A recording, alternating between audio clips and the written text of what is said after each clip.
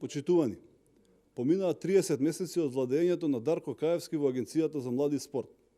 Сакаме да информираме јавноста за начинот на работа на АМС и незиниот директор, иако во јавноста има дилема кој е навистина директор на Агенцијата за млади и спорт. Дали е тоа навистина Дарко Каевски, или можеби е вечниот Томислав Андоновски, или пак сепак директор е Даниел Димевски, советникот за спорт на премиерот Зоран Заев, или пак тројцата истовремено. Како и да е, сепак останува фактот дека АМС функционира како раштиман оркестар. Институција расплата помеѓу личните визии, интереси и внатрешните судири на посочената тројка, како и политичките пазарења на партиите на власт и поделбата на федерациите на подобни и неподобни. Јавноста мора да знае дека поради неодговорното работење на директорот на АМС, првиот дел на ваучерот од 6 милиони евра доделен од нивна страна на федерациите и спортските клубови е невалиден и може да предизвика сериозни правни последици. Имено, измените на Законот за спорт излегуваат во Службен вестник на 20 мај оваа година. Во нив стои дека федерациите треба во рок од 30 дена да достават список на клубови и спортисти кои ги исполнуваат критериумите за добивање на ваучер. Исто така стои дека АМС е должна да донесе правилник за критериуми за добивање на ваучер во рок од 15 дена од стапување на законот во сила. АМС тоа го прави и го носи правилникот на 28 мај, а истиот стапува во сила на 13 јуни во Службен вестник, што исто така во ред и според законот.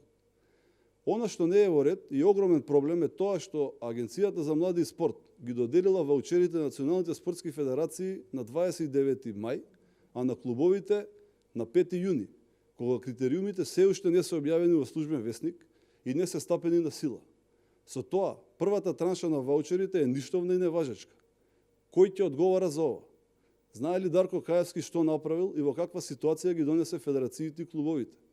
Што доколку во некоја судска постапка федерациите и клубовите треба да ги вратат добиените средства? За ваква неодговорност се понесува оставка. За изигрување на законот се сноси и кривична одговорност.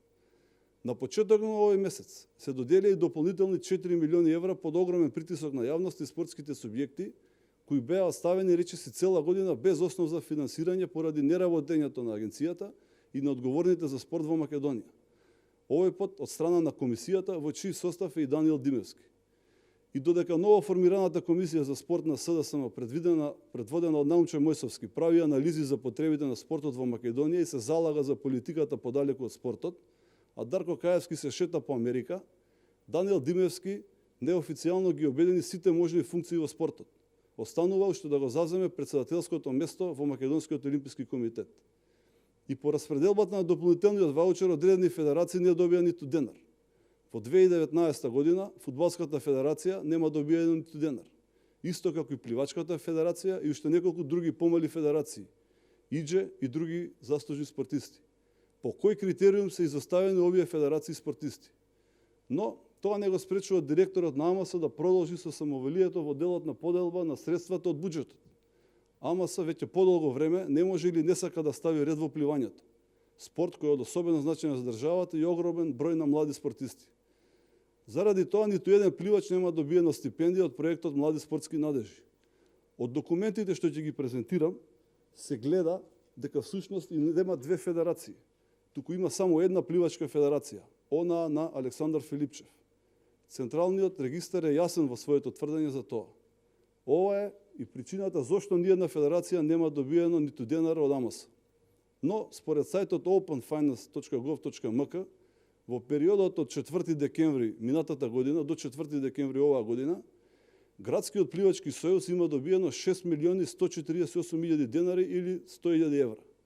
Ја прашуваме агенцијата по кој основ исплатила средства на Градски сојуз, кога надлежноста за тоа според Законот за спорт ја има единствено локалната самоуправа, согласно член 22а од законот, и зошто стимулира дополнително разединување субјектите во спортот. Кој го довел во заблуда советот на агенцијата дека се исплаќаат средства на федерација при распределбата и чија ќе биде кривичната одговорност?